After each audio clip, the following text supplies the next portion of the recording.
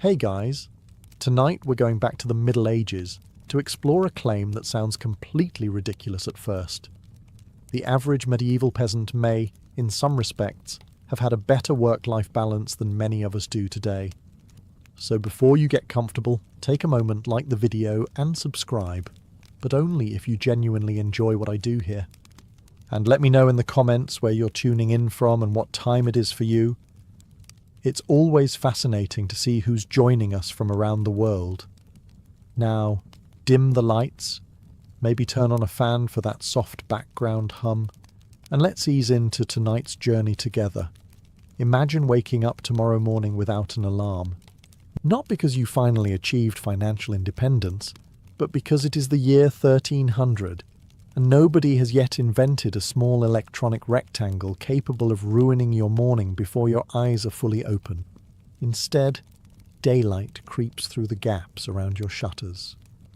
Somewhere outside, a rooster begins screaming with the confidence of an animal that has never worked a day in its life. You climb from a straw-filled mattress, pull on your clothes, and begin your day. Already, your relationship with work is very different from the one you know today. You don't immediately check emails. There are no notifications beside your bed, no calendar announcing 3 meetings that could have been letters, and nobody has sent you a message at 11:30 the previous evening saying, "Quick question." Your problems are considerably more medieval. Animals need feeding, water needs carrying, the fire needs tending. Depending on the season, you might soon be walking toward the fields to plough, sow, weed, cut hay, or harvest crops. And make no mistake, this is hard physical work. Your back probably isn't particularly interested in hearing about medieval work-life balance, but your workday isn't completely separated from ordinary life. You work alongside relatives, neighbours, and other members of your household. You talk while performing repetitive tasks, you stop for meals, you move between agricultural work and domestic responsibilities. Your commute is particularly impressive. You walk outside, no traffic, no crowded train, no 45-minute journey to sit in front of a computer where you will eventually attend a video meeting with someone sitting 12 meters away. More importantly, nature controls your schedule. During harvest, you might work from sunrise until darkness, because losing crops could mean actual hunger. But during quieter periods, particularly parts of winter, agricultural activity slows considerably. Compare that with your own year. You might work roughly the same schedule in January, April, July and November. The sun can rise late, disappear early, and generally make it very clear that humans should probably be sleeping. Your calendar remains unmoved. Then evening arrives. For you, finishing work might simply mean moving from the large screen to the medium screen, while occasionally checking the small screen. For the medieval peasant, darkness creates a genuine boundary. There is no laptop waiting on the kitchen table, no inbox quietly multiplying, no manager wondering why you haven't replied. You eat, you talk, perhaps you drink some ale. Eventually you climb into bed. Tomorrow brings another day of physical labour, but tonight nobody can contact you. And somewhere beneath your medieval blanket, you enjoy something surprisingly difficult to find 800 years later, being completely offline. Now that you've survived your first imaginary day as a medieval peasant, you may notice something missing from your house. A clock. Today, your life is practically ruled by numbers on a screen. You wake at 7. You need to leave at 8:15. Work begins at 9. Lunch lasts 30 minutes. Your meeting starts at 2:30. And if you arrive somewhere 7 minutes late, apparently civilization begins collapsing. For a medieval peasant, time works differently. You certainly understand morning, midday, afternoon and evening, but you don't necessarily organise every activity around precise minutes. In rural communities, daylight, church bells, meals, weather, and the progress of particular tasks are often more important. Your most obvious clock is hanging directly above you, the sun. When daylight arrives, activity begins. When the sun climbs high, you know roughly where you are in the day.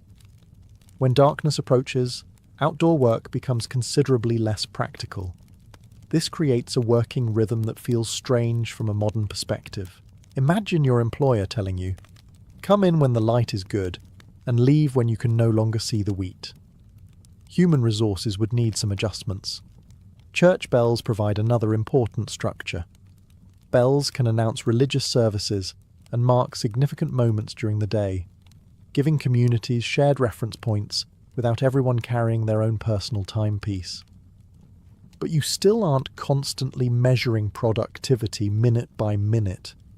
If you're ploughing a field, the important question isn't whether you've completed exactly 8 hours.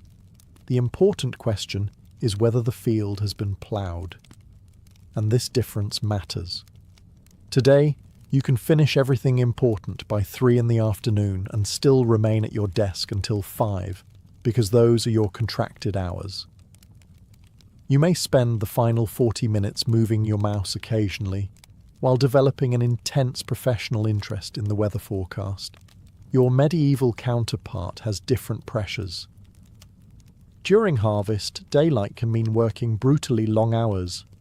If rain is coming and grain needs gathering, nobody announces that you've reached your daily limit. But when agricultural demand falls, the opposite can happen. Your workload follows the task and the season, rather than remaining identical throughout the year. Modern technology eventually freed you from daylight. Electric lighting allows you to work after sunset. Computers allow you to work from almost anywhere. Smartphones allow work to reach you while you're supposedly relaxing. Humanity spent centuries defeating darkness, and then used the victory to answer emails at 10:30 at night. For the medieval peasant, sunset still has authority. When darkness arrives, the working world naturally begins shrinking. Your day isn't necessarily easier, but at least the sun knows when to clock out. Once you stop measuring your medieval life by hours, another difference becomes obvious. Your workload changes dramatically depending on the season. Today your boss probably doesn't walk into the office in December and announce, "Well, the soil is frozen. See everyone in March." Unfortunate, really. For you, January can look remarkably similar to July. You wake up, commute, work, answer messages, attend meetings, and repeat. Modern offices have heating, lighting, electricity, and internet connections, meaning nature has lost much of its ability to tell you when you should stop working. As a medieval peasant, nature is effectively your manager, and she has absolutely no interest in quarterly targets. Spring arrives, and your workload increases. Fields need preparing. Soil must be ploughed. Seeds need sowing. Animals require attention. Repairs delayed during winter suddenly become important. Then summer arrives. Now you're maintaining crops, cutting hay, tending animals, repairing fences, gathering resources, and preparing for the most demanding period of your agricultural year. Autumn brings harvest. This is medieval crunch time. If the grain is ready, you cannot tell it you'll deal with it Monday.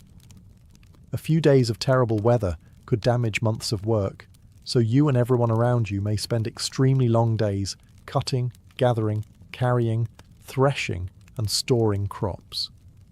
Your work-life balance temporarily becomes mostly work, but then something happens that modern working life rarely allows. The intense period ends. As autumn disappears into winter, the agricultural calendar slows. You certainly don't become unemployed for several months. Animals still need feeding. Firewood must be gathered. Tools need repairing. Food needs preparing. Clothes need mending. Household work continues. But there is simply less field work available. The days themselves become shorter. And because your society cannot illuminate an entire office building until midnight, darkness still has considerable negotiating power. Compare this with your modern schedule. You have air conditioning when summer becomes hot, heating when winter becomes cold, artificial light when darkness arrives. Your laptop works during thunderstorms, winter evenings, and unfortunately, even beautiful sunny afternoons when you would much rather be somewhere else. Technology removed many seasonal restrictions from work. That made modern economies extraordinarily productive, but it also removed many natural pauses. Your medieval year moves in waves, periods of exhausting labour followed by slower periods of recovery and maintenance. Your modern year can feel more like one continuous line. Monday becomes Friday. Friday becomes Monday. January somehow becomes August. And suddenly someone asks whether you've started thinking about Christmas. The medieval peasant doesn't have an easier working life, but he does have something you may recognise surprisingly little: a genuine off-season. So far, your medieval working year might sound suspiciously pleasant. You work according to daylight. Your schedule changes with the seasons. Winter eventually brings a slower rhythm. Then harvest arrives and destroys your new medieval lifestyle fantasy. For a farming household, harvest is one of the most important periods of the entire year. The grain standing in the fields represents months of labour and, more importantly, much of the food that will help keep your household alive. You cannot simply harvest whenever convenient. Once crops are ready, time matters. Bad weather can damage them. Grain can spoil. Animals can interfere. Every delay increases the possibility that part of your food supply disappears. So you wake early, very early. You head into the fields while the morning is still cool and begin cutting grain using hand tools. There are no combine harvesters quietly doing the work while you sit inside an air-conditioned cabin listening to a podcast. You are the combine harvester. Unfortunately, nobody installed air conditioning. You bend, cut, gather, lift, carry, and repeat. Other members of your household work alongside you. Depending on local arrangements, neighbours may cooperate, while labourers can be hired when additional hands are desperately needed. Meals interrupt the work, but daylight is precious. You keep going. And compared with your modern working life, harvest reveals something important about medieval work-life balance. It isn't necessarily about working fewer hours every day. Sometimes you work far more intensely than you would today. Imagine your busiest week at work, except instead of answering 47 emails, you are racing against a thunderstorm that could damage your winter food supply. Suddenly that Monday morning spreadsheet feels almost affectionate. But there is one crucial difference. Your medieval period of extreme work has a visible ending. The field eventually becomes empty. The grain is gathered. The harvest finishes. Modern work often doesn't provide that same psychological conclusion. You finish one project and another appears. You clear your inbox and 6 new messages arrive. You reach Friday only to discover that Monday has been patiently waiting for you. The medieval harvest is exhausting because the workload becomes temporarily enormous. Modern work can be exhausting because it never completely disappears. Once the crops are safely stored, however, your pace can begin changing again. The days grow shorter. Temperatures fall, fields become quieter. You have survived the most demanding part of the agricultural calendar. And slowly, medieval nature begins doing something your modern employer probably won't. It starts reducing your workload. After weeks of exhausting harvest work, the medieval year begins to change around you. The fields become quieter. The days become shorter. Temperatures fall. rain turns colder, and eventually frost can make agricultural work difficult or impossible. For once, nature has effectively sent you an email saying, "We're going to circle back in spring." And unlike your actual emails, this one is good news. Winter does not mean that you simply climb into bed in November and emerge several months later. You still have plenty to do. Animals need feeding and cleaning. Firewood must be gathered. Buildings require repairs. Tools damaged during the farming season need attention. Inside your home, work continues as well. Food must be prepared and preserved. Clothing needs mending. Wool can be spun. Household objects are repaired or produced. Depending on your family, occupation, and region, you might spend significant time on craft work that supplements agricultural income. For women especially, domestic labour does not conveniently disappear because the wheat has stopped growing.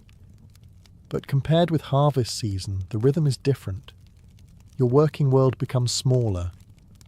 Short winter days naturally limit outdoor activity. Once darkness arrives, continuing certain tasks becomes more difficult.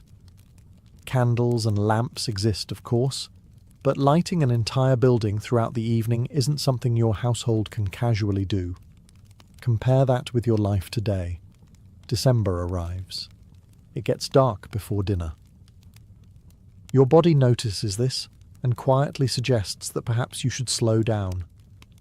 Modern society responds by turning on several thousand fluorescent lights and informing you that the quarterly report is due Thursday. Winter barely matters to your working schedule. You can answer emails at midnight in January with exactly the same efficiency as you can at midday in June. Progress. For your medieval counterpart, however, winter creates a genuine seasonal slowdown. More time can be spent indoors with family and neighbours. Religious celebrations punctuate the cold months. Meals, storytelling, drinking, games, repairs, and communal gatherings become important parts of everyday life. This should not be romanticised. Winter could be dangerous. Food supplies might run low. Houses could be painfully cold. Illness could become serious very quickly. You might occasionally find yourself longing for central heating rather than improved work-life balance. Still, there is something striking about the rhythm. You worked intensely when nature demanded it. Now nature is forcing you to slow down. Today, we have largely conquered that limitation. And somehow, after inventing electricity, central heating, computers, and instant communication, we use them to create the revolutionary ability to work all year. The medieval peasant would probably be impressed. For about 5 minutes. After spending your medieval week repairing tools, tending animals, working fields, carrying water, and discovering muscles you didn't know existed, Sunday finally arrives. And Sunday is different. In medieval Christian Europe, Sunday is supposed to be devoted to worship and rest. The Church repeatedly discouraged ordinary labour on the Sabbath, meaning that for many people, the weekly calendar contains something modern workers sometimes struggle to protect. A day when you're actually expected not to work. You wake in the morning knowing that the usual rhythm has been interrupted. Essential tasks don't magically disappear. Animals remain completely uninterested in Christian theology and still expect breakfast. Food needs preparing. Fires need tending. Emergencies happen. But ordinary agricultural work can pause. Instead, you might attend Mass at your local church.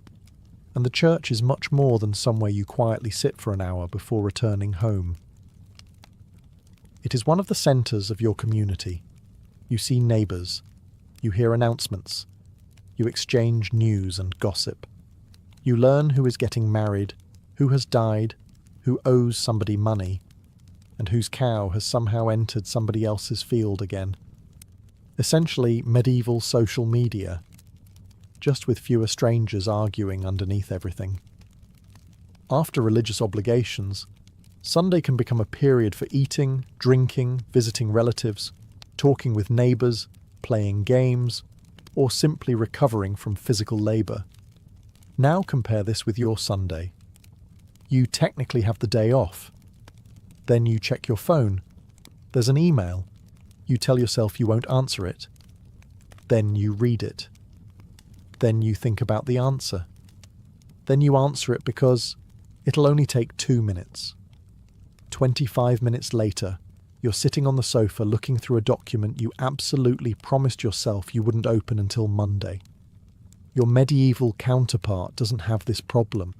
If the manor steward wants something from you, he has to physically find you. A powerful productivity feature called distance. Of course, medieval Sundays were not universally relaxing, and rules varied across centuries, regions, occupations, and communities. Agricultural necessity could override ideal religious schedules, but the principle remains important. Rest wasn't merely something you squeezed into whatever time remained after work. It was built into the religious structure of the week, and Sunday wasn't the only interruption, because medieval Christianity filled the calendar with saints, holy days, festivals and celebrations. Which means that just as you begin wondering how many days medieval people actually spent away from ordinary labour, you discover something remarkable. The medieval calendar was absolutely covered in holidays. Sunday isn't the only time your medieval routine gets interrupted, because if you're living in Christian medieval Europe, your calendar is crowded with religious celebrations. Saints' days, major Christian festivals, local feast days and other holy occasions appear throughout the year. Exactly how many involve reduced or prohibited work depends heavily on where and when you live, so there is no universal medieval vacation calendar. Still, religious observance regularly breaks up the working year. And compared with your modern schedule, this creates an interesting difference. Today you probably have a relatively predictable collection of holidays. You know roughly when they are coming, and depending on your job, you may spend the week before them attempting to complete twice the normal amount of work, so you can properly enjoy your time off while thinking about work. Very efficient. In your medieval village, however, religious festivals are woven directly into community life. Christmas is important, obviously. Easter is even more central to the Christian calendar. Then there are celebrations connected with saints, the Virgin Mary, apostles, and local religious traditions. Your village church may have its own patron saint. That means another celebration. Apparently heaven had a surprisingly generous holiday department. On important feast days, ordinary routines can slow or stop.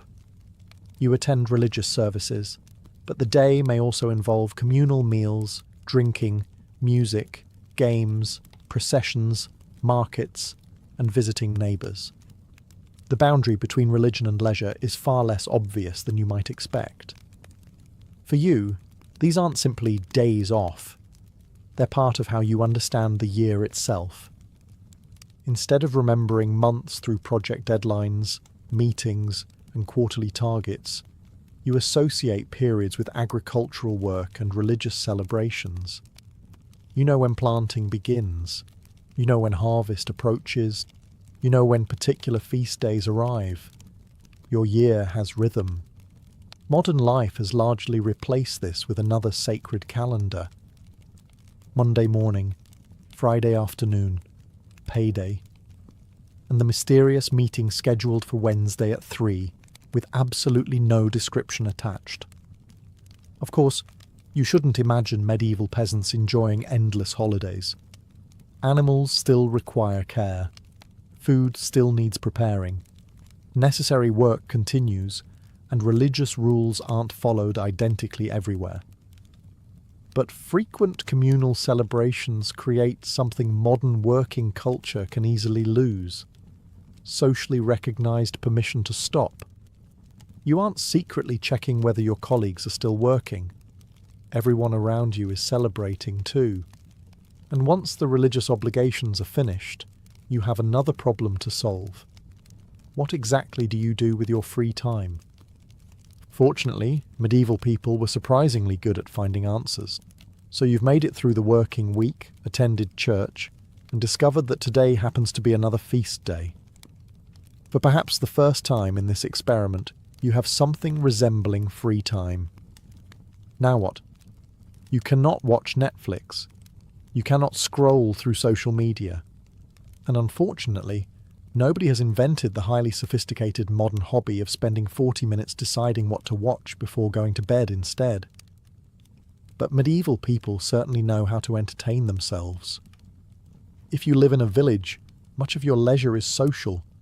You visit neighbours, gather around fires, tell stories, sing songs, dance, drink ale, and play games. Depending on where you live, you might encounter wrestling, archery contests, ball games, dice, board games, or seasonal competitions. Fairs and festivals provide even greater excitement. A local fair can bring merchants, performers, musicians, food, animals, travellers, and goods you rarely encounter during ordinary village life. For you, this isn't simply shopping, it's entertainment. Imagine combining a shopping centre, festival, pub, sporting event, and neighbourhood gossip session into one place. Then add livestock. Medieval people also spend enormous amounts of time talking. This sounds obvious until you compare it with your own leisure. You finish work today, return home, and perhaps spend several hours looking at screens. You watch television while checking your phone. You send messages to friends who live 15 minutes away. You consume entertainment produced by people thousands of kilometres from you. You are connected to almost everyone, yet you can spend an entire evening physically alone. Your medieval counterpart has almost the opposite problem.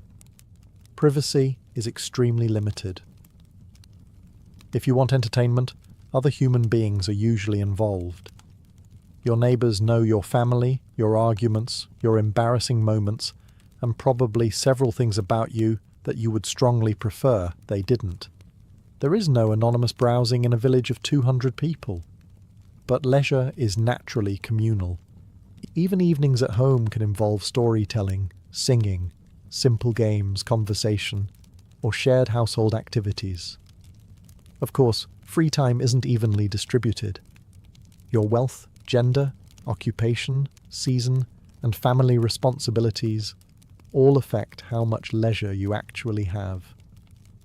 Still, when ordinary labour pauses, entertainment doesn't require you to remain connected to work. Nobody interrupts your village dance because your manager has updated a spreadsheet.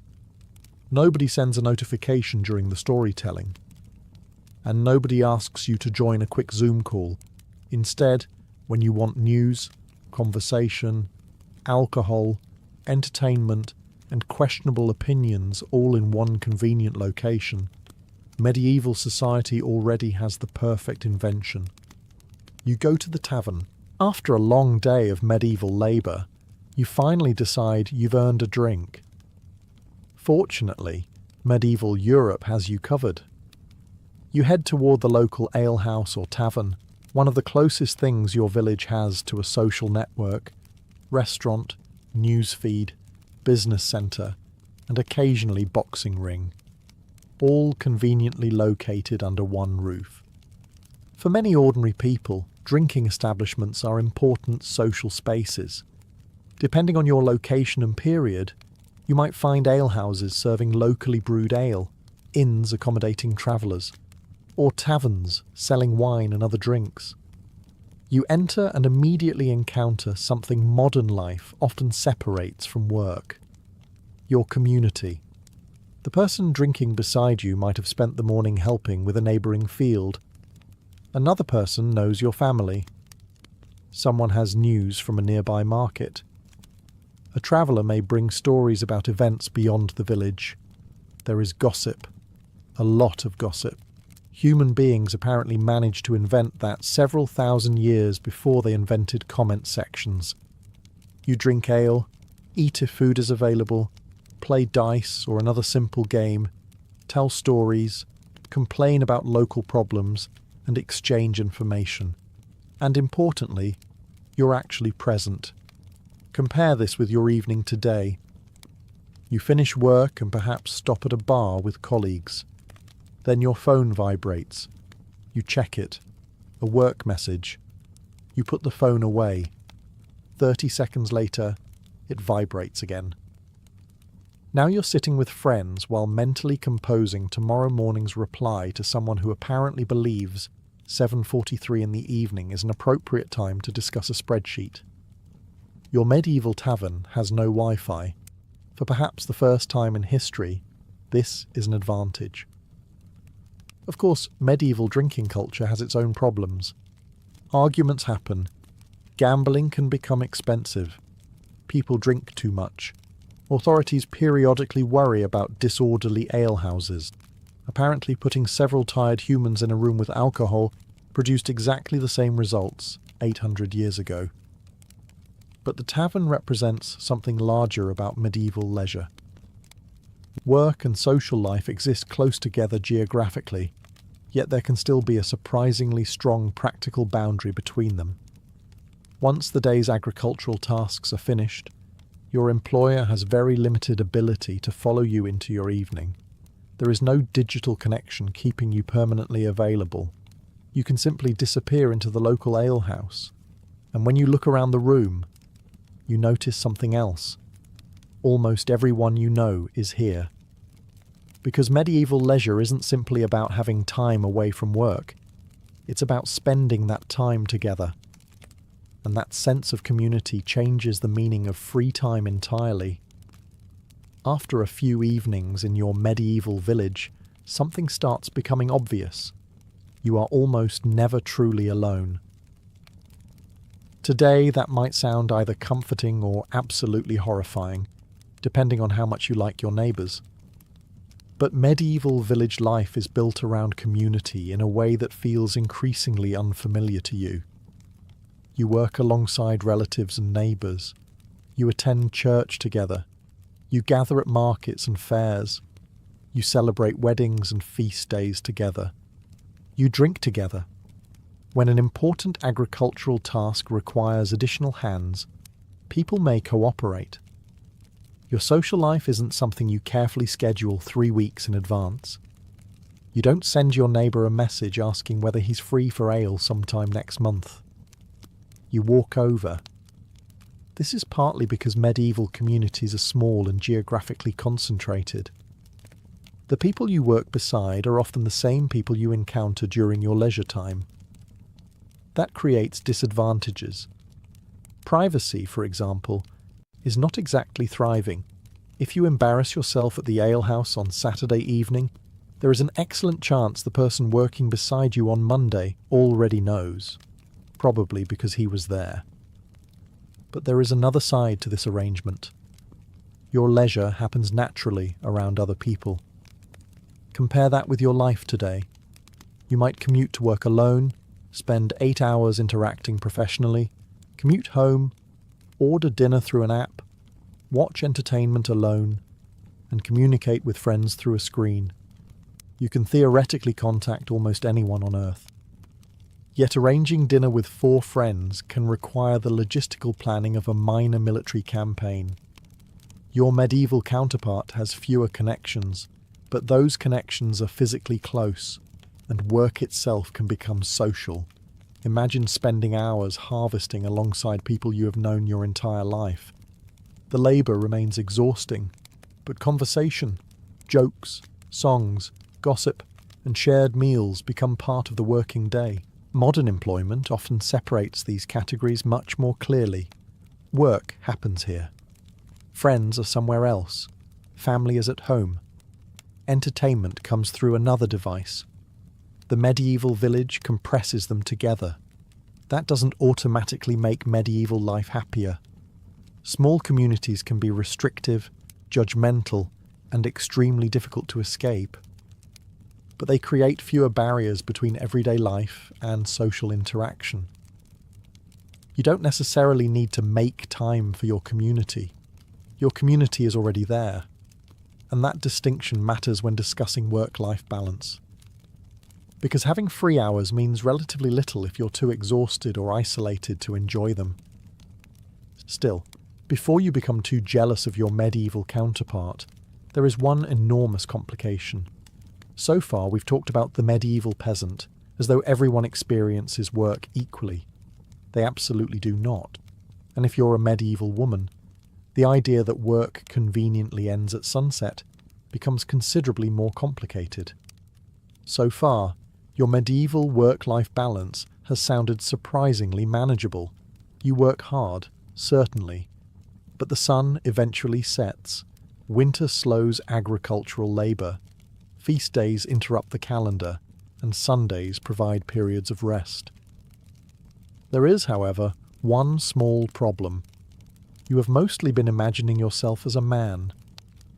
If you're a medieval peasant woman, the phrase, "the working day is over," becomes considerably more theoretical. You may work in the fields alongside men, particularly during demanding periods such as planting and harvest. You can tend livestock, milk animals, maintain gardens, gather fuel, carry water, sell produce, or participate in whatever economic activities help keep your household alive. Then you return home, and congratulations. Your second shift begins. Food needs preparing, clothing needs washing and repairing, children require care, fires must be maintained, grain may need processing, wool can require spinning, and depending on your household, brewing ale or producing goods for sale might also become part of your responsibilities. Your medieval smartwatch would probably describe the day as excessive. Except you don't have a smartwatch. You have a bucket. This makes comparisons with modern life particularly interesting, because one problem has survived remarkably well across the centuries: unpaid domestic labour. Today, you might finish 8 hours at a paid job, return home, and immediately begin cooking, cleaning, shopping, caring for children, or organising the household. The technology has improved dramatically. You have washing machines, refrigerators, vacuum cleaners, running water, supermarkets, and ovens that don't require you to maintain an actual fire. Yet the basic problem remains familiar. Being home does not necessarily mean being off work. For a medieval woman, this distinction is even less clear because the household itself is an economic unit. Home isn't simply where you relax after work. Home is where an enormous amount of work happens, and seasonal slowdowns don't eliminate everything. Winter may reduce field labour, but meals still need cooking. Animals remain stubbornly alive. Children continue requiring attention despite showing absolutely no respect for agricultural calendars. So when we say medieval peasants sometimes enjoyed more breaks than modern workers, you need to be careful. Not every peasant experiences those breaks equally. Gender, wealth, family size, occupation, legal status, and local customs all shape how much genuine leisure you have. And there is another complication.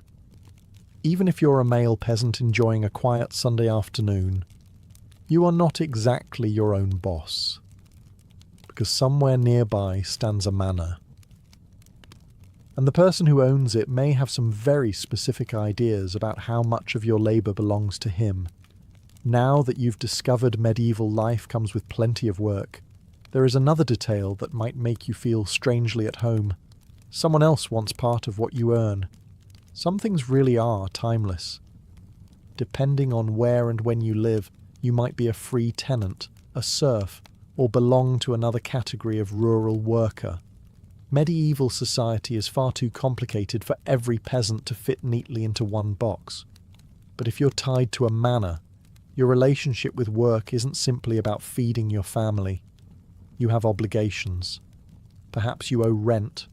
Perhaps you must provide agricultural produce. Perhaps you're required to spend certain days working land controlled directly by your lord, which means you can wake up, Look at your own field that desperately needs attention and discover that today you're working on somebody else's. Think of it as medieval unpaid overtime, except instead of your manager saying, "We're all a family here, there's a fortified house overlooking the village," and refusing may have considerably worse consequences than an awkward performance review. You might plough the Lord's fields, help with harvesting, repair fences, transport goods, or perform other required services. The exact obligations vary enormously between estates and periods, but the basic principle is familiar. Not all of your working time belongs entirely to you. Then there are other demands. You may owe payments or dues connected with landholding. Certain facilities could involve additional charges. Local customs might determine what you owe when inheriting property or using particular resources. Your medieval financial life can become surprisingly complicated for someone who doesn't even have online banking. Compare this with your modern paycheck.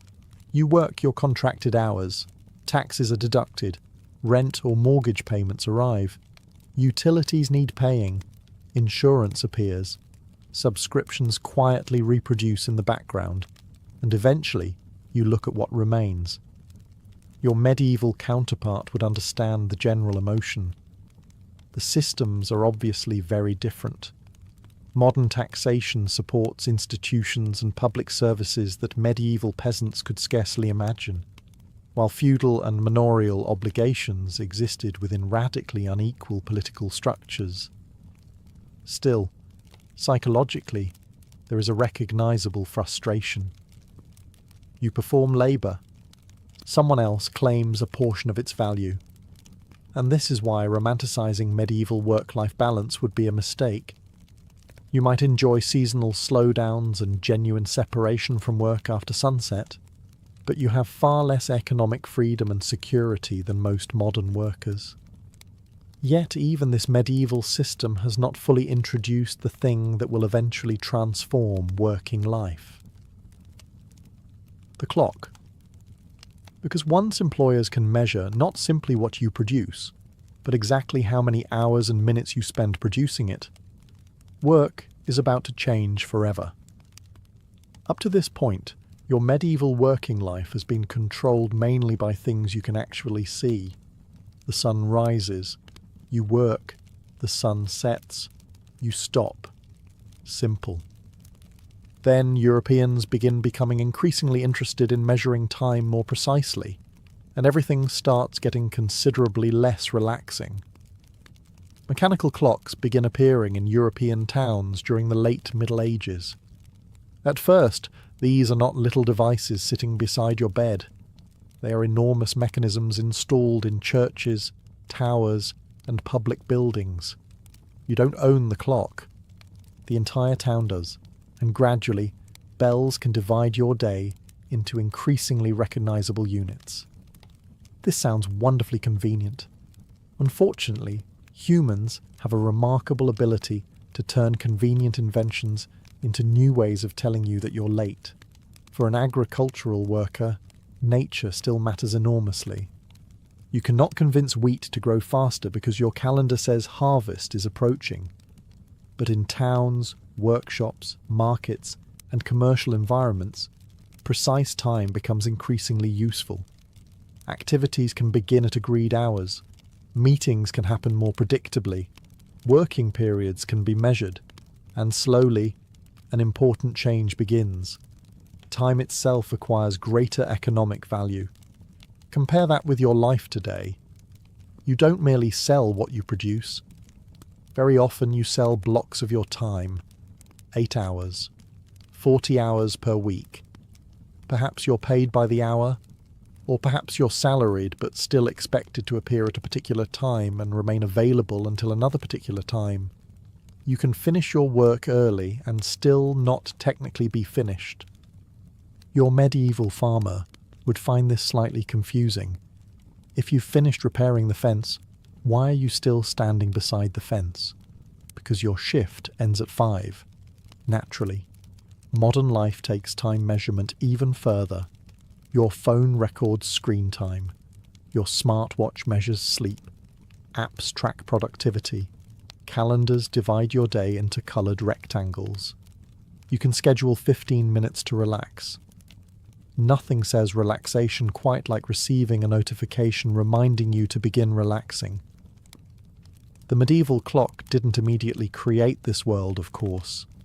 The transformation took centuries. Agricultural labour continued following seasonal rhythms long after mechanical clocks appeared. But something fundamental had begun. The day could increasingly be divided, standardised, measured, and eventually sold. And once time could be measured precisely, employers gained a powerful new way to organise labour. Your working life was no longer determined only by whether the day's task had been completed. It could be determined by whether enough hours had passed. The medieval peasant still lived partly by the sun. His descendants would increasingly live by the clock. And then factories arrived. At which point the clock stopped being helpful information on a tower. It became your boss. Once the clock begins organising your day, the next transformation becomes much easier. The factory. Imagine that you've left your agricultural village behind and entered the rapidly industrialising world of the 18th or 19th century. Your grandfather's working life depended heavily on seasons. Yours increasingly depends on a machine. And machines have one particularly annoying characteristic. They don't care that it's a beautiful summer afternoon. Inside a factory, work can continue according to schedules that have little connection with the natural world outside. Production requires workers to arrive at particular times, coordinate with one another, and remain at their stations for predetermined periods. Suddenly, being 10 minutes late matters much more. The wheat never filed a complaint when you arrived late. The factory supervisor might. Your work also becomes increasingly separated from your home. As a medieval peasant, you might have lived only a short walk from your fields. Household production, farming, family life and leisure frequently occupied the same small geographical world. Now you travel somewhere specifically to work. You enter, you work, you leave. In theory, that sounds like a clearer work-life boundary. In practice, early industrial labour could involve extraordinarily long hours, dangerous conditions, repetitive tasks, strict discipline, and schedules that would make your medieval harvest season look suspiciously familiar. Except harvest eventually ended. The factory opens again tomorrow, and the day after that, and the day after that. This is the crucial difference. Your medieval workload rises and falls. Industrial work becomes increasingly regular. Summer no longer automatically means longer agricultural days followed by winter slowdown. Artificial lighting makes darkness less important. Machinery determines the pace of production. Instead of adapting work to nature, you increasingly adapt yourself to work. Modern life inherits much of this structure. You probably don't hear a factory bell each morning, but your alarm performs essentially the same service with a more pleasant ringtone. You wake at a predetermined hour regardless of sunrise. You commute at a predetermined hour. You begin work at a predetermined hour. Then technology adds another twist. The factory once required you to physically enter the workplace. Your laptop allows the workplace to enter your bedroom.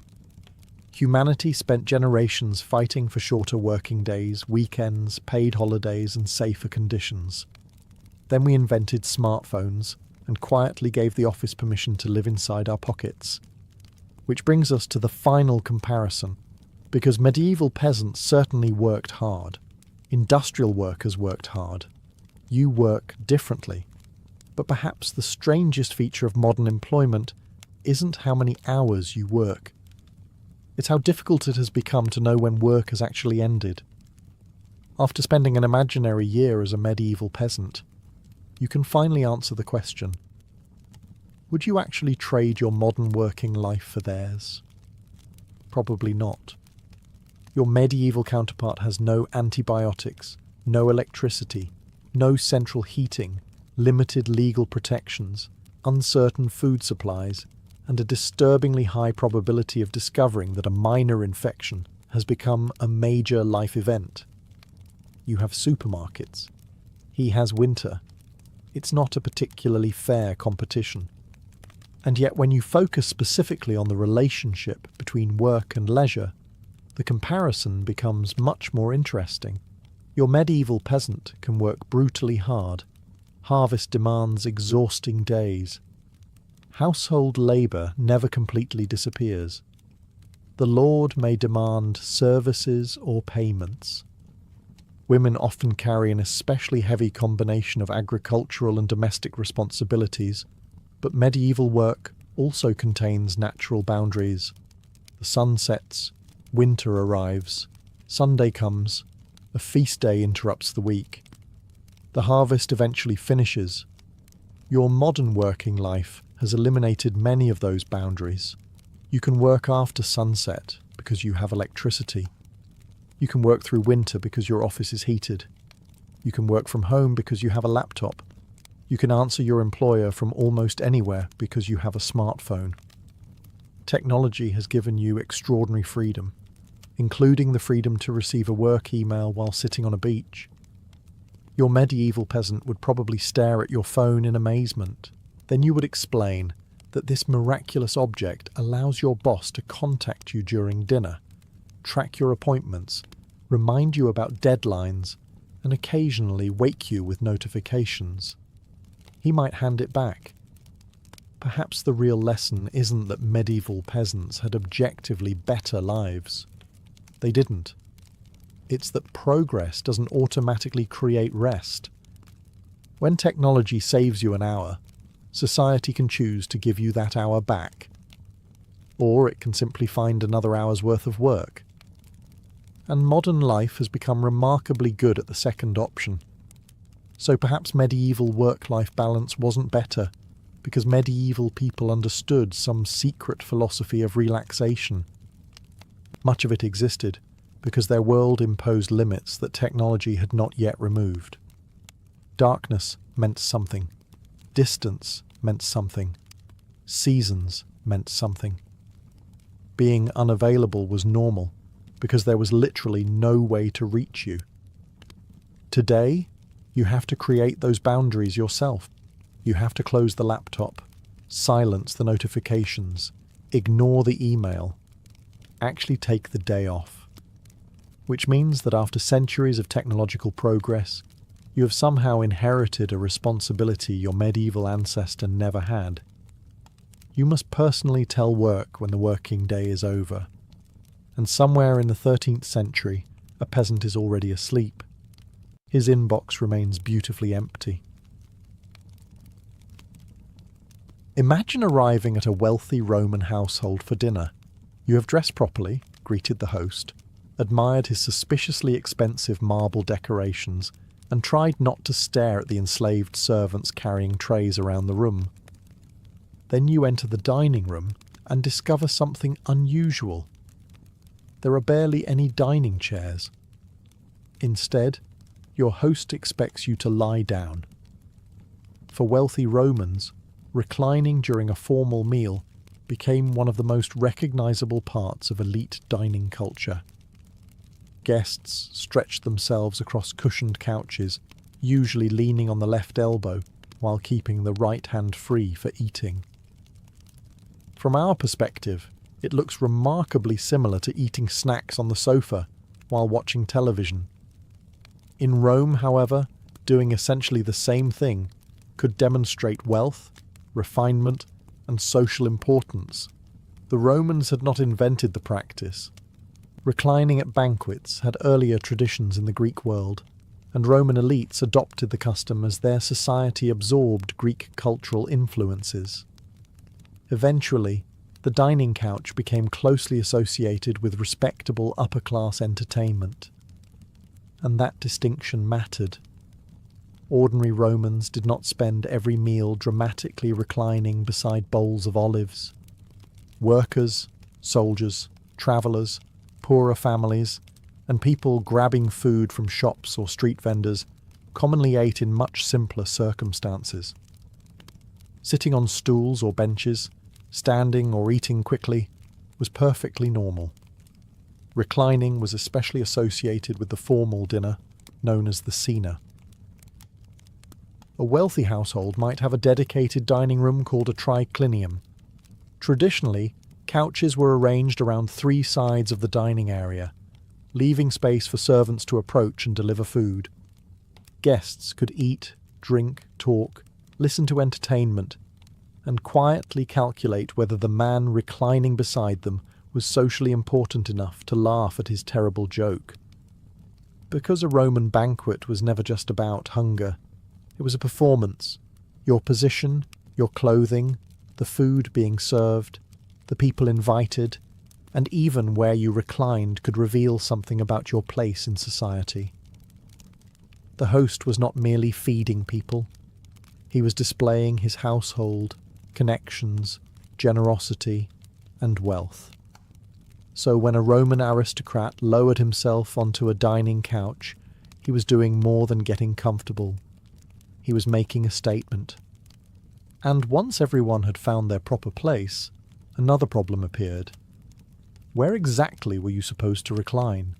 Once you had mastered the basic skill of eating while lying sideways without pouring wine directly onto yourself, Roman dining presented another challenge. You had to recline in the correct place. In wealthy Roman homes, formal dinners often took place in a dining room known as the triclinium. The name itself came from the traditional arrangement of 3 dining couches positioned around a central table or tables. Rather than sitting around all 4 sides like a modern family dinner, guests reclined along these couches, while servants could move through the remaining open space. It looked comfortable.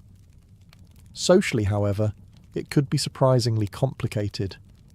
A Roman dinner party was not necessarily a gathering where everyone was treated equally. Roman society was deeply concerned with rank, reputation, wealth, political influence, family connections, and patronage. Those distinctions did not magically disappear because somebody brought out the wine.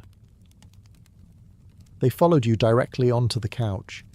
Certain positions could be considered more prestigious than others, and the arrangement of guests could reflect their relationship with the host.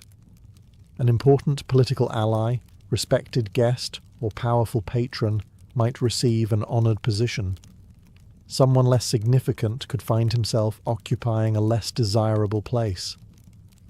Imagine attending dinner and discovering that the seating arrangement has essentially informed everyone how important your host thinks you are. Wonderful. You have not even reached the appetizers, and your evening already contains a performance review. Traditionally, diners reclined on their left sides, allowing their right hands to remain available for taking food.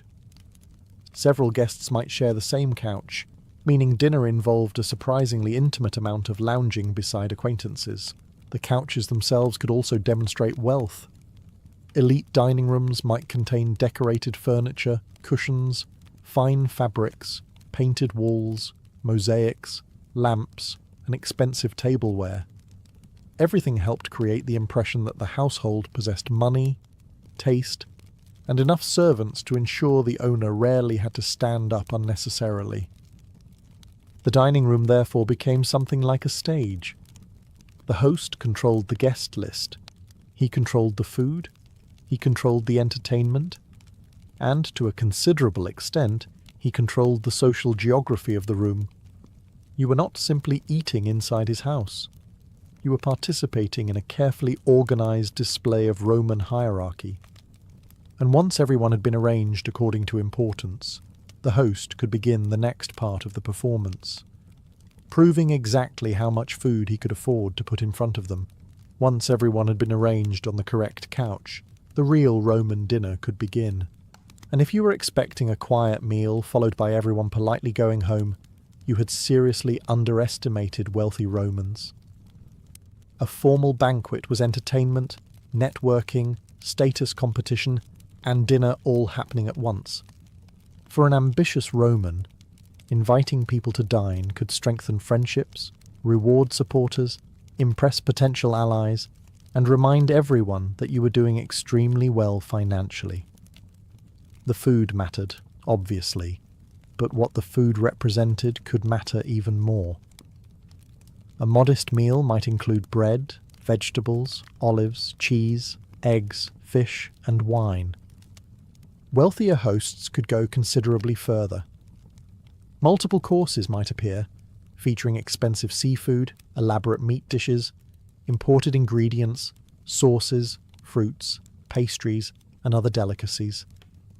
The important thing was abundance. If your guests left thinking, "That man clearly spent far too much money feeding us," you had potentially succeeded. And naturally, wealthy Romans found ways to turn eating into competition. Elite writers occasionally describe extravagant banquets, where hosts displayed rare or costly foods simply because they could. Exotic ingredients demonstrated access to the enormous trade networks of the Roman world. Something arriving from a distant province carried more than flavour, it carried prestige. Your dinner was effectively announcing that the empire had been searched for ingredients, because ordinary chicken had become emotionally insufficient. But guests were not expected merely to chew silently. Conversation was central to the experience. Politics, literature, gossip, business, philosophy, poetry, and scandal could all circulate through the room alongside the wine. Depending on the household, entertainment might include musicians, singers, dancers, poetry readings, or other performers. Meanwhile, servants moved between the reclining guests, bringing dishes, filling cups, removing leftovers, and keeping the entire performance running. And this reveals something important about reclining itself. Lying down made sense precisely because elite dinner was supposed to take time. You were not eating quickly before returning to work. You were demonstrating that you had leisure. You could spend hours drinking, talking, eating slowly, and allowing other people to handle practically everything around you. Time itself became part of the luxury. The ordinary labourer needed dinner. The wealthy Roman could afford an evening. But underneath all that comfortable reclining was a much less comfortable reality, because the leisure enjoyed on those couches depended heavily on the people who remained standing. The comfortable world of Roman reclining becomes rather less relaxing when you look at the people surrounding the couches. While wealthy guests stretched across cushions, drank wine, debated politics, and considered whether they had room for another course, someone else had to make the entire evening possible. Usually, many people. Elite Roman households could contain numerous enslaved workers responsible for preparing and serving meals. Some cooked in kitchens away from the dining room. Others carried dishes, poured wine, cleaned tables, collected discarded food, provided towels or water, and remained nearby waiting for instructions. So while the guests were demonstrating their freedom from work, servants were demonstrating the exact opposite. That contrast was part of what made reclining meaningful. Think about the position itself. Eating while lying sideways is not particularly efficient. If you have 15 minutes before returning to work, you probably do not arrange yourself elegantly on cushions and wait for someone to bring you several courses. You sit down, or stand, or eat while moving. Reclining communicated that you had time. More importantly, it suggested that other people were available to do the moving for you. A wealthy Roman guest did not necessarily need to walk into the kitchen, collect his meal, refill his drink, or clear away his plate. Food could simply appear beside him while he remained comfortably positioned on the couch. This transformed physical inactivity into a subtle display of privilege. Even the banquet room reinforced the distinction. Guests occupied the couches while attendants circulated through the open spaces around them. One group remained relatively still, the other constantly moved, and Roman literature suggests that treatment of enslaved servants could vary enormously between households. Some elite Romans criticized masters who behaved cruelly towards servants during dinner, while other accounts reveal precisely the kind of humiliation and punishment that could exist inside wealthy homes. The beautiful banquet therefore had an uncomfortable foundation. The polished cups, expensive dishes, soft cushions, and leisurely conversations depended on labour that elite guests were specifically demonstrating they did not have to perform themselves. Reclining was comfortable, certainly, but comfort itself carried social meaning. You could afford to spend hours horizontal because somebody else was standing. And once that distinction between leisure and labour became established, Roman dining culture developed another complicated question. Who exactly was allowed onto those couches in the first place? Once reclining became associated with respectable Roman dining, another question appeared. Who actually got to do it? Because Rome being Rome, the answer was not simply everyone at dinner. Dining customs changed over the centuries, and practices differed between households, regions, and social groups. But in traditional elite Roman culture, reclining was strongly associated with adult male citizens and formal social status. The dining couch was not just furniture. It could represent your position inside the household and society. Women present an especially interesting case. Earlier Roman traditions were more restrictive about respectable women reclining alongside men at banquets. Literary sources suggest that women might sit while men reclined, reflecting older ideas about modesty and proper behaviour. But Roman customs were not frozen in time.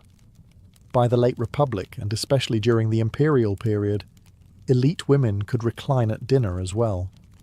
Roman society had changed, and the image of men lounging magnificently while their wives sat upright like disappointed schoolteachers became less universal. Children could also be treated differently depending on age and circumstance, sometimes sitting rather than reclining with adults. And then there was everyone outside the elite world. Most Romans were not spending every evening inside luxurious triclinia. The empire contained farmers, craftspeople, merchants, dock workers, soldiers, labourers, shopkeepers, enslaved people, freed people, and countless others whose daily meals were considerably less theatrical. Many ate sitting normally, others ate standing, especially when purchasing prepared food away from home. Archaeological remains of Roman food establishments help remind us how different ordinary dining could be. Counters containing large vessels for food and drink suggest a world far removed from the leisurely banquet couch. You might stop somewhere, purchase something warm, eat quickly, and continue with your day. Very sophisticated. Unfortunately, no cushions. This is why saying Romans ate lying down is slightly misleading. Some Romans did, and the Romans most likely to appear in surviving literature and luxurious artwork were precisely the people wealthy enough to make reclining fashionable. The couch therefore represented something larger than an unusual eating position. It separated formal leisure from ordinary necessity. To recline was to participate in a particular version of Roman life, comfortable, social, hierarchical, and deliberately impressive. But there remains one practical question. After several courses and several cups of wine, was eating while lying sideways actually comfortable? Because Roman sophistication still had to negotiate with the human stomach. After several chapters of Roman dining etiquette, we finally reach the obvious question. Was eating while lying down actually comfortable? Surprisingly, it probably could be. Roman diners were not usually lying completely flat like someone attempting to eat dinner without leaving bed. Instead, they reclined diagonally on cushioned couches, supporting the upper body on the left elbow while keeping the right hand available for eating. Once you became accustomed to the position, it allowed you to relax for a long meal. And long meals were exactly the point.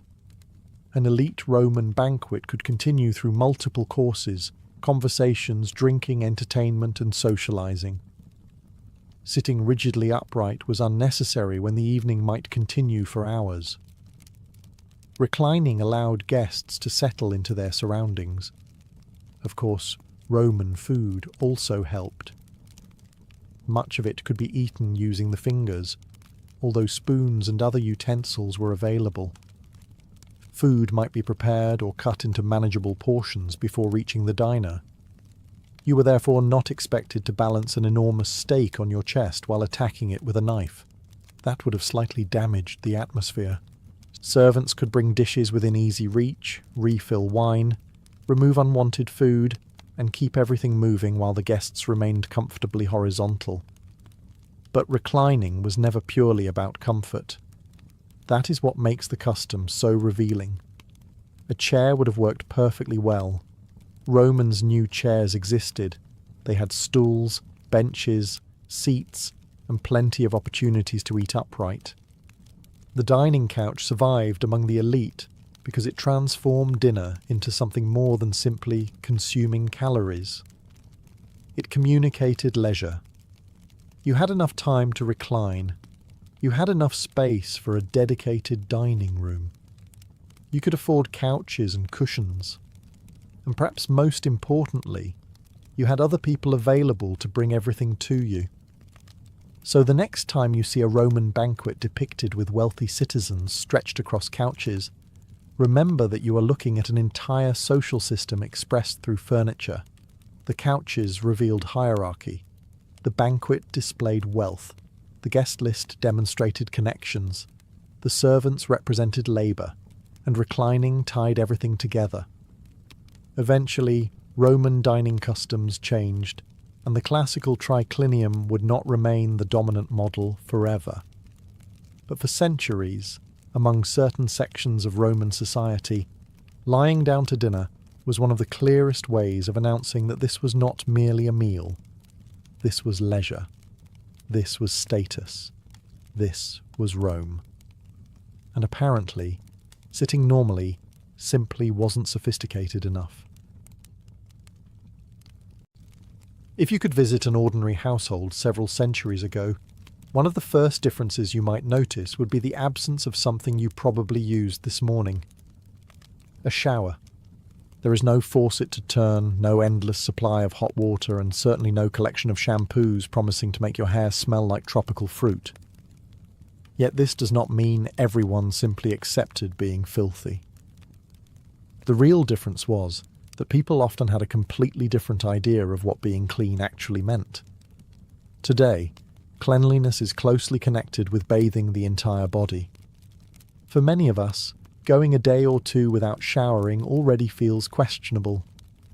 Historically, however, washing could be much more selective. You might wash your face in the morning. You might clean your hands before eating. You could wipe your neck, arms, or other exposed areas using water and cloth. Your hair might be combed carefully, and your clothing changed whenever circumstances allowed. And after doing all of this, you could reasonably consider yourself clean without ever climbing into a bathtub. There was also an extremely practical reason for this. Water was heavy. Before modern plumbing, every bucket used for bathing had to come from somewhere. It might need to be collected from a well, fountain, river, cistern, or communal water source, and physically carried home. If you wanted that water warm, someone then had to heat it. Now imagine filling an entire bathtub this way. Suddenly, washing your face with a basin starts looking remarkably sensible. Wealth mattered enormously. A rich household could employ servants to carry and heat water. Poorer families had to consider whether spending enormous effort preparing a bath was really necessary when smaller amounts of water could accomplish basic washing. But bathing habits also changed dramatically, depending on where and when you lived. A Roman living near an enormous public bath complex experienced cleanliness very differently from someone living in a rural medieval village. Religious beliefs, medical theories, local customs, climate, infrastructure, and even fears about disease could influence how people treated their bodies. So the popular image of everyone before modern plumbing wandering around permanently covered in dirt is far too simple. People washed, they cleaned clothing, they groomed themselves, they cared about unpleasant smells. They simply did not always believe cleanliness required regularly immersing the entire body in water. And nowhere is that difference clearer than in the ancient world, where bathing could become something much larger than hygiene. It could become an entire social event. That larger social event reached perhaps its most famous form in the Roman world, where taking a bath could involve considerably more than getting clean. Imagine finishing your work and heading toward a public bathhouse. You are not necessarily carrying soap, shampoo, conditioner, and 12 products whose purpose nobody fully understands. Instead, you are entering one of the great social spaces of Roman daily life.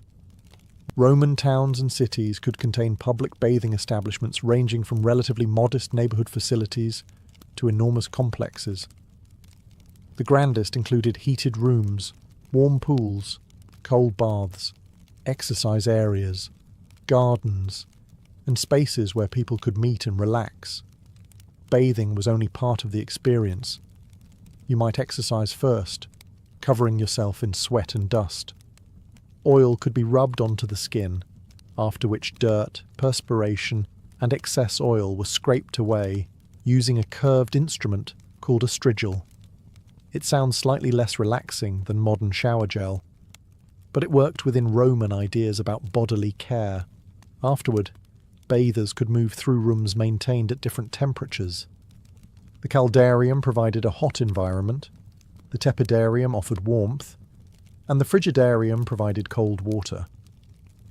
Roman bathhouses could use sophisticated heating systems, particularly the hypocaust, which circulated hot air beneath floors and sometimes through wall spaces. For people without private bathing facilities, public baths offered access to something extraordinarily valuable: large quantities of heated water. But the baths were also places to socialize. Romans could meet acquaintances, discuss business, exercise, relax, hear gossip, and spend part of the day among other people. Depending on the establishment, additional services and entertainment might be available nearby. Naturally, Roman baths should not be mistaken for perfectly sterile modern swimming pools. Large numbers of people shared facilities. Ancient sanitation had obvious limitations, and the Romans knew nothing about germ theory. Their impressive engineering could move enormous quantities of water without giving them any understanding of microscopic pathogens.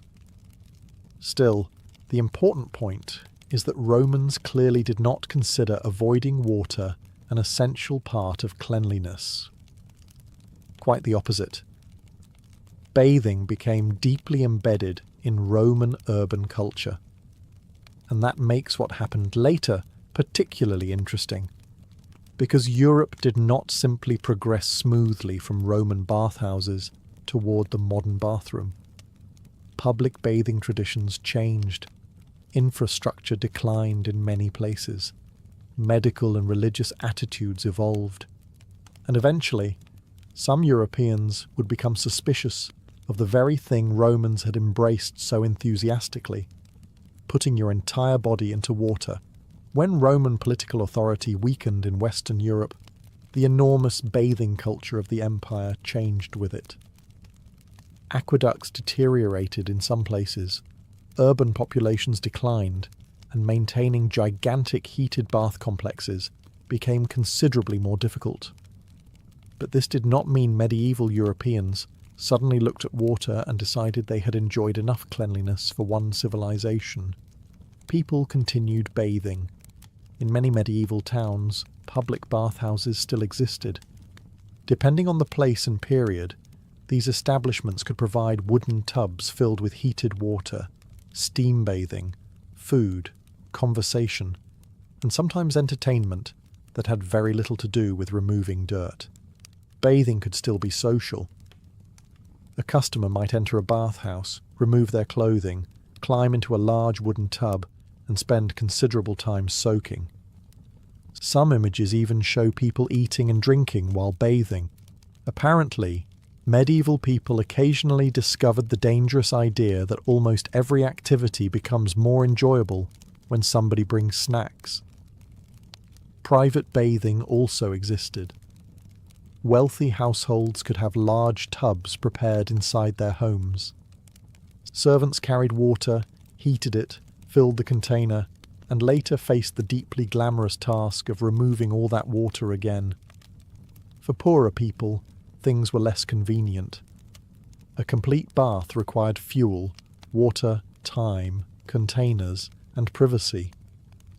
Heating enough water to fill a tub could consume valuable firewood.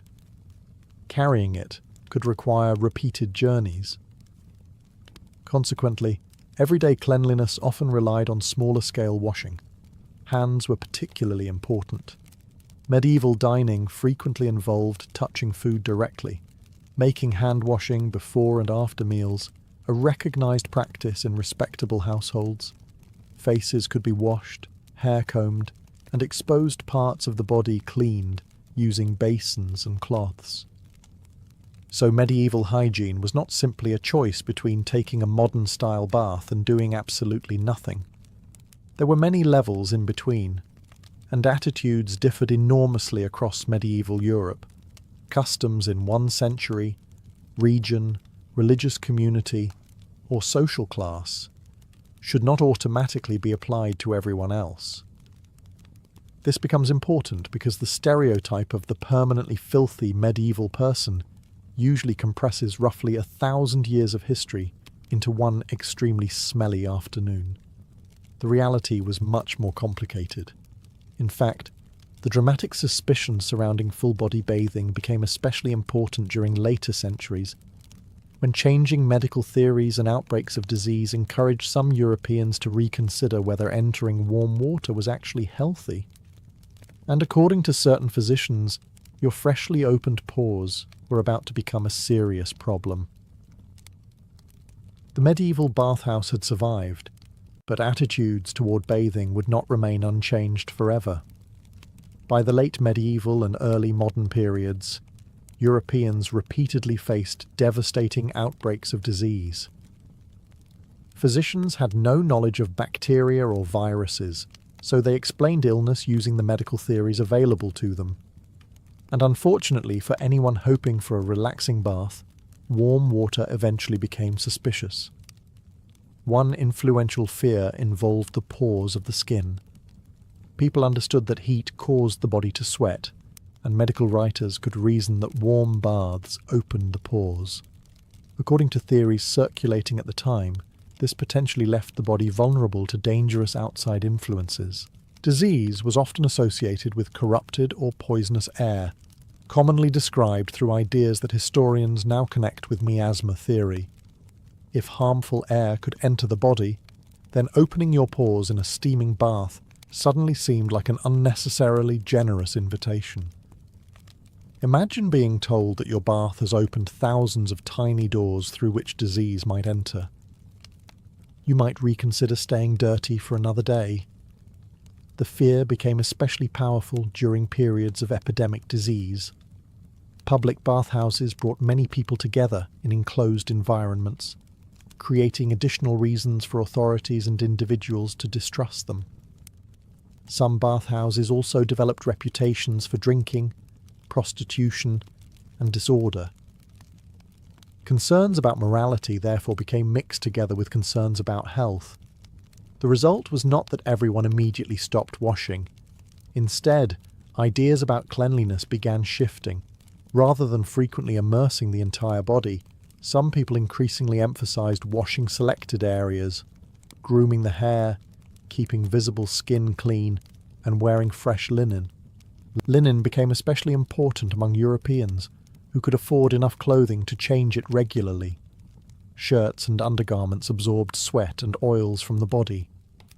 Changing these garments could therefore become part of what it meant to feel clean. From a modern perspective, replacing your shirt instead of taking a shower might sound like trying to solve a plumbing problem with additional laundry. But within contemporary ideas about health, it could make sense. People were not deliberately choosing dirtiness. They were trying to remain healthy according to the medical knowledge available to them.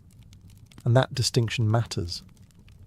Historical hygiene was shaped not simply by laziness or lack of technology, but by changing beliefs about what water actually did to the human body.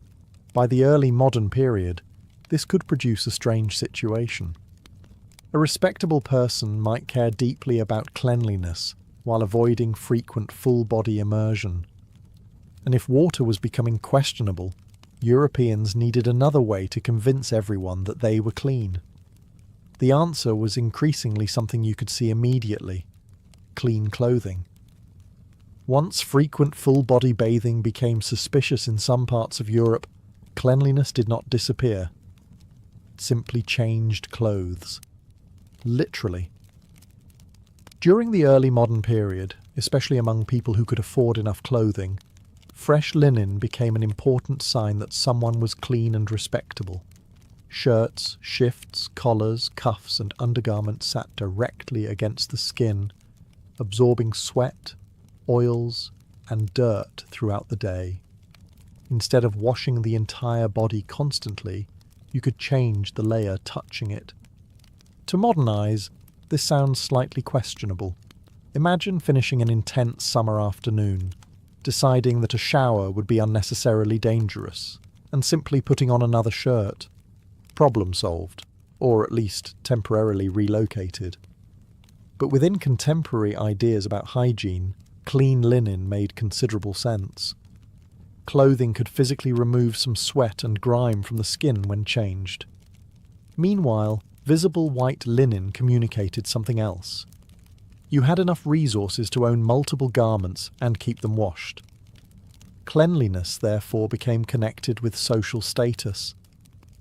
A wealthy person might change linen frequently, while poorer people had fewer garments and fewer opportunities to wash them. Maintaining bright white fabric required labour, water, soap or other cleaning materials, drying space and time. Someone had to do all that washing. Usually, it was not the aristocrat proudly wearing the result. People still washed parts of their bodies as well. Hands and faces received particular attention because they remained visible. Cloths and basins could be used for more extensive cleaning without requiring complete immersion in a tub. Hair could be combed and groomed carefully. Combs helped remove dirt and could also assist with one extremely persistent historical problem: lice.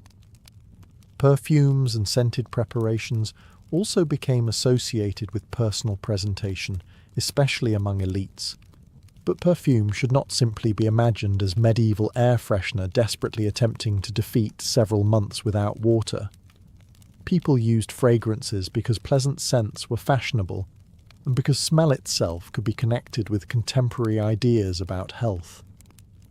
The result was a definition of cleanliness that might seem strange today. You could have freshly washed hands, a carefully cleaned face, combed hair, immaculate white linen, and an expensive fragrance while still not having taken what we would recognise as a proper full-body bath. And society might consider you perfectly respectable. But eventually, another change was coming. Doctors, scientists, engineers, and urban reformers would begin reconsidering dirt, disease, and water itself. And once people discovered what was actually hiding in contaminated water and filthy environments, hygiene would never look quite the same again. For centuries, people had tried to stay healthy using the explanations available to them. Bad smells were suspicious. Fresh air seemed healthy. Clean linen felt respectable, and avoiding a steaming bath could occasionally appear medically sensible. Then science began making the situation considerably more complicated. During the 18th and especially 19th centuries, researchers and physicians gradually developed better explanations for disease. One of the most important changes came from understanding that illnesses could spread through contaminated environments and eventually through microorganisms invisible to the naked eye. This transformed hygiene. Suddenly, dirt was not merely unpleasant, it could be dangerous. The development of germ theory during the 19th century helped overturn older explanations that blamed disease primarily on poisonous air. Scientists, including Louis Pasteur, demonstrated the importance of microorganisms, while medical figures such as Joseph Lister applied antiseptic principles to surgery. But another enormous change was happening outside laboratories. Cities were growing. Industrialization brought huge populations into increasingly crowded urban neighborhoods. Houses could be packed together, streets were busy, and sewage disposal was often inadequate. Human waste sometimes contaminated wells and other water supplies. Cholera made the consequences terrifyingly obvious. During 19th century outbreaks, thousands could become sick in rapidly spreading epidemics. In London, physician John Snow famously investigated an outbreak in Soho in 1854 and connected cases with water from the Broad Street pump. The realization that contaminated water could transmit disease helped transform attitudes toward sanitation. Now, governments had powerful reasons to build sewers, improve drainage, protect drinking water, and create more reliable urban water systems. And once clean water became easier to deliver into homes, bathing itself became easier. Remember the problem faced by earlier households. Every bucket had to be carried. Every large quantity of bath water might need to be heated manually. Modern plumbing gradually removed that enormous inconvenience. At first, these improvements were uneven. Wealthy households benefited earlier, while poorer urban families could continue relying on shared pumps, communal facilities, public bathhouses, or limited water supplies. But the direction was changing. Cleanliness was increasingly connected not merely with appearance or respectable clothing, but with disease prevention. Washing the body became easier to justify medically. Washing hands became increasingly important. Clean water became a public health priority. And slowly, the bathroom began moving from an occasional luxury toward an expected feature of everyday life. Still, one final ingredient was needed before bathing could begin resembling your morning routine. Someone had to make hot running water conveniently appear inside ordinary homes. Imagine beginning a long journey without knowing where you will sleep tonight. There is no hotel reservation waiting for you, no reception desk, no private bathroom, no little card explaining that breakfast ends at 10. You simply leave home, follow the road, and hope that before darkness arrives, you find somewhere reasonably warm, reasonably dry, and preferably occupied by people who have no interest in stealing your belongings. For most of history, long-distance travel required this kind of uncertainty. People travelled for trade, pilgrimage, military service, government business, seasonal work, education, religious duties, and family matters. Some travelled on horseback or in carts, but enormous numbers simply walked. And walking made distance feel very different. A journey that takes 2 hours by car today might require several days on foot. Weather could slow you down. Roads could become muddy. Rivers could become difficult to cross. A damaged bridge might force a detour. Then evening arrived. Now you needed shelter. Experienced travellers planned routes around towns, villages, religious houses, established inns, and other places where accommodation might be available. But there was rarely a guarantee that you would receive anything resembling a private room. Sometimes you might find an inn. Sometimes a monastery or religious institution might offer hospitality, particularly to pilgrims and certain travellers. Sometimes you depended on private households, and sometimes your accommodation was simply whatever protected you from the weather. Hospitality therefore mattered enormously. In societies where commercial accommodation was limited, traditions of welcoming travellers could create an informal network of shelter. Connections helped too. A merchant carrying letters of introduction, or someone travelling between communities where he knew people had advantages over the unfortunate stranger, arriving after sunset with nothing except tired feet and optimism. But even finding accommodation did not mean finding comfort. Beds could be shared, rooms could be crowded, privacy was limited, animals might be nearby, fleas and lice were possibilities, and your fellow travellers were complete strangers. You might fall asleep beside a merchant, a pilgrim, a soldier, a labourer, or someone whose occupation remained suspiciously unclear. And your possessions? Keep them close. Travellers worried about theft for good reason, especially when sleeping among strangers. Yet millions of journeys were completed this way.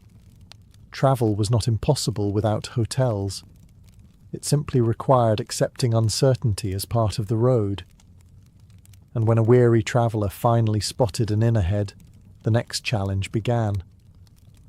Because a historical inn was not necessarily the cosy roadside hotel you might be imagining. That inn appearing beside the road might have looked like salvation after a long day of walking. You see light through the windows, hear voices inside, and perhaps smell food cooking. Your feet hurt, your clothes are dusty, and suddenly even the least impressive building in Europe looks like a luxury resort.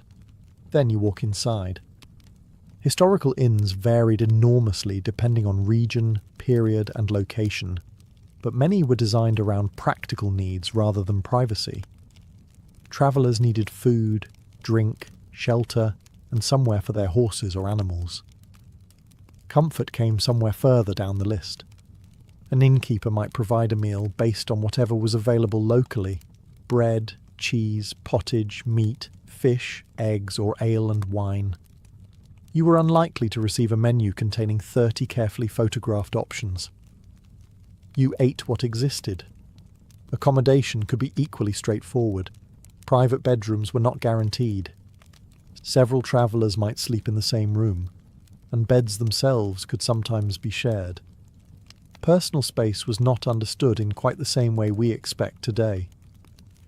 Imagine checking into your accommodation and discovering that another traveller has already occupied half your mattress. No problem. Apparently, you have been upgraded to networking. Straw mattresses, simple bedding, benches, floors, or communal sleeping spaces could all become possibilities depending on the establishment and how much money you possessed. Then there were the smells. Travellers arrived after spending hours walking or riding. Horses and other animals might be kept nearby. Fires produced smoke. Food was cooking. Ale was being spilled. Boots were muddy. Your historical inn was probably not competing for 5 stars, but inns offered something enormously important: security. Sleeping completely alone beside a road exposed travellers to weather, animals, theft, and violence. An occupied building provided walls, a roof, warmth, information, and other people. Those people could also be useful. Travellers exchanged news about road conditions, dangerous areas, river crossings, markets, political trouble, and places to stay further ahead. An inn could function as an information centre long before anyone could check conditions on a phone. Of course, your fellow guests could also be the exact people you were hoping to avoid, which created one of the great contradictions of historical travel. Strangers made the road safer. Strangers also made the road dangerous. And if you preferred something slightly quieter and perhaps more respectable, another institution offered travellers shelter across enormous stretches of Europe. The monastery. If the crowded inn did not appeal to you, another possibility could offer something rather different: a monastery. Across medieval Europe, monasteries and other religious institutions became important stopping places for travellers, especially pilgrims. Hospitality toward strangers had deep roots in Christian teaching, and many religious communities treated welcoming certain travelers as part of their religious responsibilities. For someone exhausted after a day on the road, seeing a monastery could therefore be extremely reassuring. You might receive shelter, basic food, water, and somewhere to sleep. Nothing about this promised luxury. You were entering a religious community, not an early version of an all-inclusive resort. Accommodation could be simple, sometimes provided in a guest house associated with the monastery, rather than among the monks themselves. Larger or wealthier institutions could maintain dedicated facilities for visitors, while poorer establishments naturally had fewer resources. Your treatment might also depend on who you were. A wealthy nobleman, important churchman, ordinary pilgrim, and impoverished traveller could receive very different accommodation.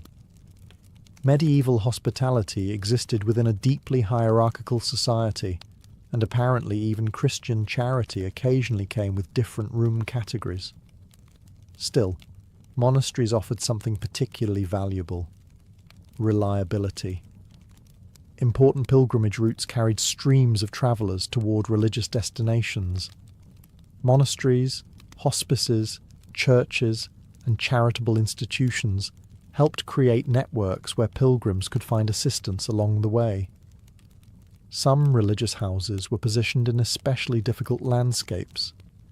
Mountain passes, remote roads, and isolated regions could make travel dangerous.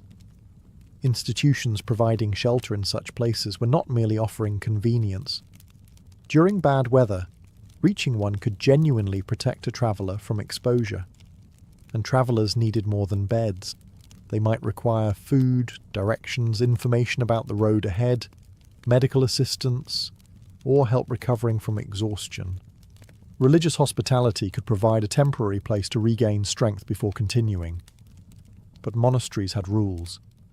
You were entering an organised community built around prayer and discipline. The atmosphere was very different from an inn filled with drinking, gambling, arguments, and someone loudly explaining why his horse was definitely faster than yours. For many travellers, that difference was probably welcome. Yet monasteries could not appear beside every road. Eventually you might find yourself far from an inn, monastery, or town, while daylight disappeared behind you. And that was when an older and even more important system became necessary.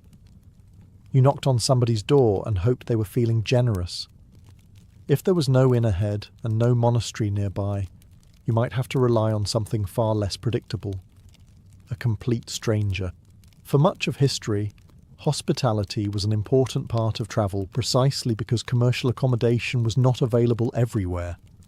Travellers passing through villages or remote countryside could ask local households for shelter, food, or simply permission to sleep somewhere protected from the weather. Naturally, this required trust from both sides. From your perspective, you were approaching an unfamiliar house after dark and asking people you had never met to let you inside. From their perspective, an unknown person had just appeared outside carrying a bag and explaining that he needed somewhere to sleep. Everybody was having an excellent evening.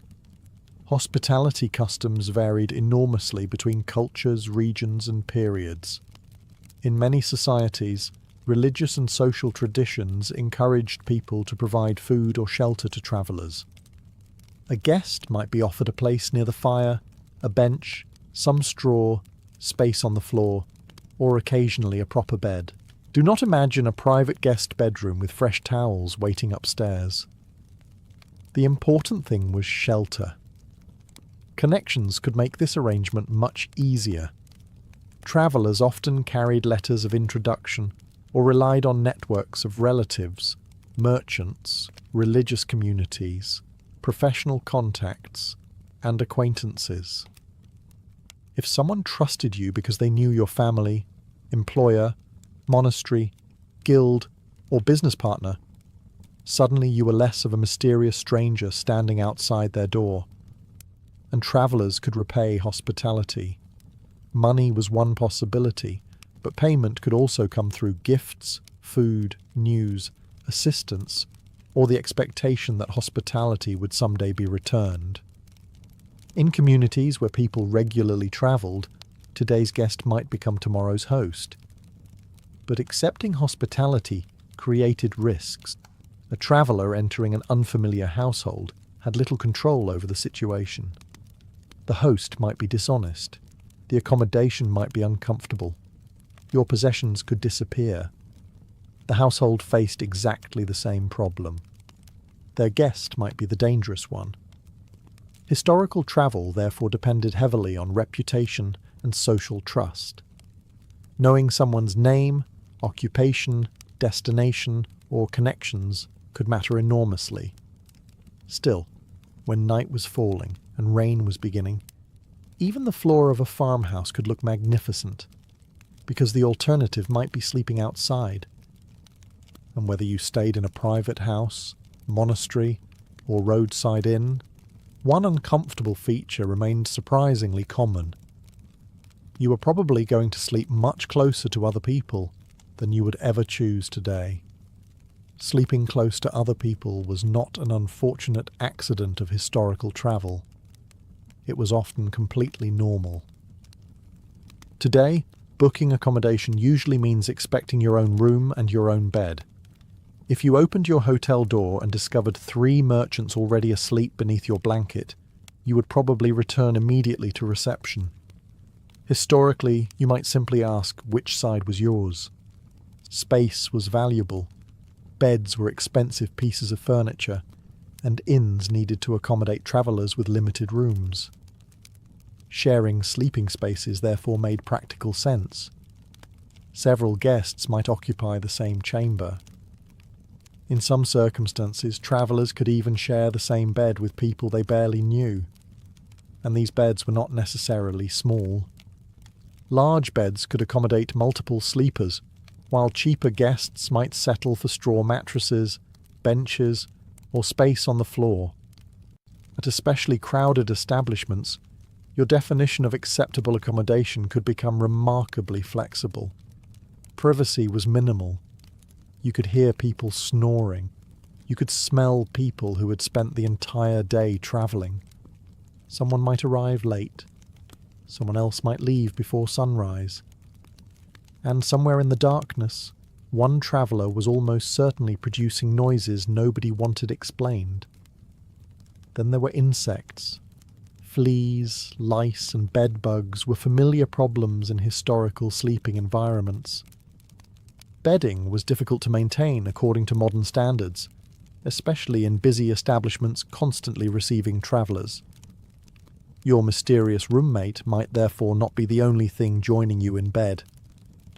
But the greatest concern was often theft. Travellers carried money, documents, clothing, merchandise, weapons, and personal possessions with them.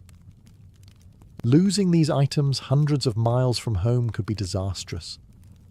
Experienced travellers therefore had reasons to keep valuables close while sleeping. Bags might remain beside the body, money could be concealed, and greater privacy could be worth paying for when available. Still, communal sleeping had advantages. There was safety in numbers.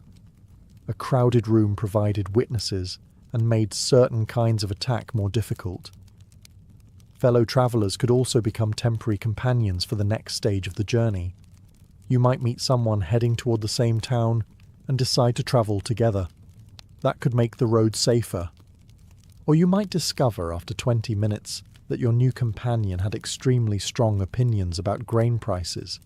There were risks either way, because surviving a historical journey was never simply about finding somewhere to sleep.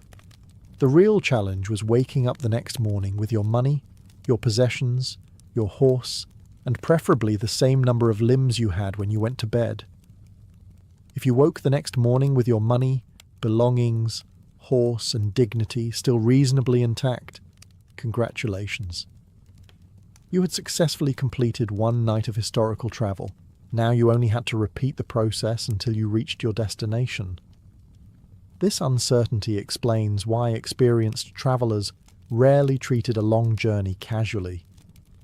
Survival depended on planning, information, social connections, and knowing when not to behave like the adventurous hero of your own story. Travelling with others was one of the simplest protections. Merchants could join caravans or travel together. Pilgrims often moved in groups. Soldiers, messengers and officials might have companions. Even strangers heading toward the same destination could temporarily cooperate. A group offered protection against robbery and provided help if someone became injured or ill. Routes mattered too. Experienced travellers learned where reliable inns, villages, bridges, monasteries, wells and towns could be found. Major pilgrimage and commercial routes developed networks of services precisely because travellers repeatedly passed through them. Information was extremely valuable. At an inn, you might ask whether a bridge ahead had been damaged, whether a road was safe, where the next lodging could be found, or whether recent weather had made a particular route difficult. The medieval equivalent of checking traffic conditions was asking a man drinking ale whether the northern road was still technically a road. Money also changed everything. Wealthier travellers could afford horses, servants, better food, safer rooms, and private accommodation when available. Elite travellers might stay with aristocratic contacts or religious institutions and carry letters that opened doors unavailable to ordinary strangers. Poor travellers depended more heavily on charity, inexpensive lodging, communal sleeping, and whatever shelter happened to be available. Yet across all these social levels, historical travel relied on something modern travellers often barely notice: networks of human hospitality. There was no enormous standardised hotel industry covering every route.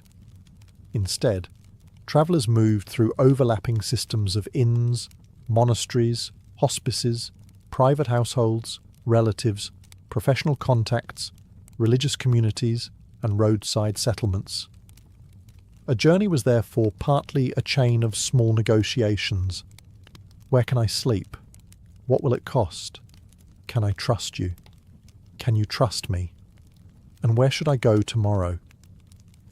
Long-distance travel was slower, less private, and considerably less predictable than it is today. But people still crossed kingdoms, mountains, deserts, and continents. They simply learned to accept something modern travellers generally try very hard to avoid: not knowing exactly where they would sleep that night.